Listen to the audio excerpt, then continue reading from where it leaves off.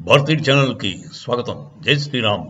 మమతా బెనర్జీ ఆవిడకున్న కింద వెస్ట్ బెంగాల్ భ్రష్టపడిపోతుందండి. ఏం చేస్తుందండి? రచ్చ రచ్చ చేస్తున్నాడు. మన హిందువులకి అస్సలు రక్షణ లేదు. మన వాళ్ళు పాకిస్తాన్లో కంటా కూడా అర్ధానంగా బతుకుతున్నారు. వెస్ట్ బెంగాల్ రోహింగ్యాలను తీసుకొచ్చి ఒక ప్రైవేట్ ఆర్మీ మెయింటైన్ చేసి టీఎంసీ లీడర్స్ అక్కడ హిందూ మహిళల్ని సిస్టమేటిక్గా రాత్రికి పార్టీ వారి వర్క్ అని చెప్పేసి తీసుకెళ్ళిపోయి మన్నాడు పొద్దున్న దాకా వాళ్ళని ఉంచేసుకుని పంపించేస్తున్నారు, రేపులు చేసి. ఇది ఇవాళ కాదండి, 2-3 ఏళ్ళ నుంచి జరుగుతుంది. వాళ్ళ మొగుళ్ళు ముందరే తీసుకెళ్ళిపోతున్నారు. ఇక అదే ఒక 24 పరగనాస్ ఏరియాలో ఉన్న ఒక గ్రామం అండి. ఆ గ్రామంలో ఇది మీకు అంతకుముందు జ్ఞాపకం ఉందో లేదో, ఈడీ తాలూకు ఆఫీసర్స్ని సగం ఆల్మోస్ట్ చావకొట్టి పంపించారు. వాడే షేక్ జహంగీర్ అంటవాడు. షేక్ జహంగీర్ గారు టీఎంసీ లీడరు. వాడు రేషన్ కార్డులో బాగా తినే డబ్బులు. వాడికి స్కామ్లో వెళ్ళి చెక్ చేద్దామని వెళ్ళిన ఈడీ స్టాఫ్ని చావగట్టి పంపించారండి. సగం చచ్చిపోయాడు. ఒకతనికి అయితే బుర్ర బద్దలుడే. సో అదే ప్లేస్లో ఈ మహిళలు అందరూ ఒకేసారి వచ్చి ఇంక మా ప్రాణాలు పోయాయని చెప్పి తెగించి ఎస్సీ ఎస్టీకి చెందిన హిందూ మహిళలు పాపం వాళ్ళని బాగా బడుగు వర్గాలు, పేదవాళ్ళు, వాళ్ళని టార్గెట్ చేసి వాళ్ళైతే ఎవడు బయటికి చెప్పరని చెప్పేసి వీళ్ళు సిస్టమేటిక్గా వాళ్ళ భూములు 5,000 ఎకరాలు కబ్జా చేసేటండి. రోహింగ్యాలు వీళ్ళంతా మనవాళ్ళు కాదు, బెంగాలీ వాళ్ళు కాదు. అంటే ఆడవాళ్ళు అలా చెప్తున్నారు, మమ్మల్ని రేపులు చేసేది అంతా కూడా వీళ్ళు ఎక్కడ వాళ్ళో మాకు తెలియదు, వాళ్ళ భాష కూడా మాకు అర్థం కావట్లేదు, వాళ్ళు బయట నుంచి వచ్చారు చెప్పి పాపం ఆడవాళ్ళు చెప్తున్నారు.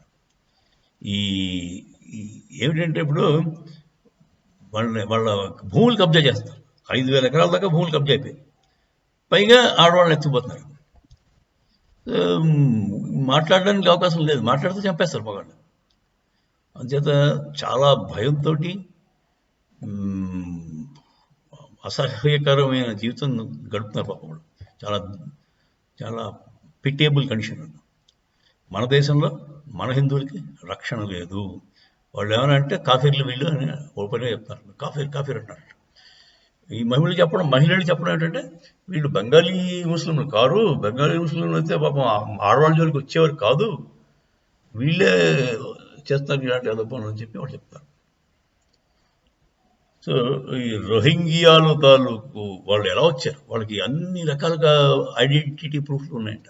Ration card, voter ID, pan card, bank accounts, school certificates, birth certificates అన్నీ ఉన్నాయండి. అన్ని తయారు చేయించి ఆ దొంగలించి వాడు ఎవడో టీఎంసీ షేక్ జహంగీర్ గారు ఇచ్చాడు. ఇచ్చి వాడు ప్రైవేట్ ఆర్మీ అండి. పోలీసు వాళ్ళు వచ్చినా వీళ్ళంతా హిందువుల తంతా వాళ్ళే అంట. సో ఇదండి వెస్ట్ బెంగాల్ తాలూకు ప్రస్తుత పరిస్థితి. దాన్ని బయటికి ఎలా వచ్చింది అంటే మీడియా సప్రెస్డ్ కదా, మీడియా బయటకు రాదు. పేపర్లో అక్కడ లోకల్ పేపర్లో రాదు, లోకల్ టీవీ ఛానల్లో రాదు. లక్కీగా టైమ్స్ నౌ వాళ్ళు ఏదో ఆ ఏరియాకి వెళ్తే వాళ్ళకి ఇంటర్వ్యూలు చేస్తే తెలిసి అర్థమైంది. అది కాకపోతే అది బెంగాలీలో ఉందండి. మన వాడికి తెలియదు. మేము మెయిన్ స్ట్రీమ్ అంటే హిందీ ఇంగ్లీష్ వచ్చిన వాళ్ళకి ఎవరికి తెలియదు. దాన్ని లక్కీగా స్మృతి ఇరానీ ఆవిడికి బెంగాలీ వచ్చు. ఆవిడేమో ట్రాన్స్లేట్ చేసి చెప్పింది అందరికీ. ఇది బాబు వాడు అంటుందండి, వాళ్ళ బాధలు చాలా భయంకరంగా ఉన్నాయి, మనుషులు పడే బాధలు కావు,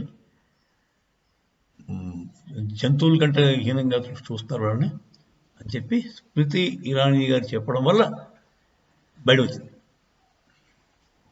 మరి అది సోషల్ మీడియాలో, మెయిన్ స్ట్రీమ్ మీడియా ఎప్పుడో పట్టించుకోలేదు. ఈవిడ ఏం చేస్తుంది, మమతా బెనర్జీ ఆవిడేం భయపడించదండి. Absolutely she not bothered. హిందువులంటే ఆవిడ అతి చులకన. ఆవిడ she herself is a Muslim from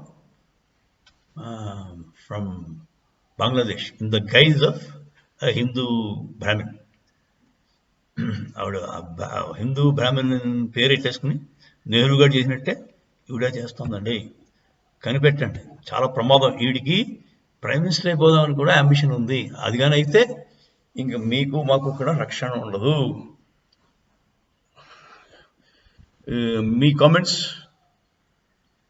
మీరేమనుకుంటున్నారో me comments చెప్పండి. దీన్ని ఖండించండి.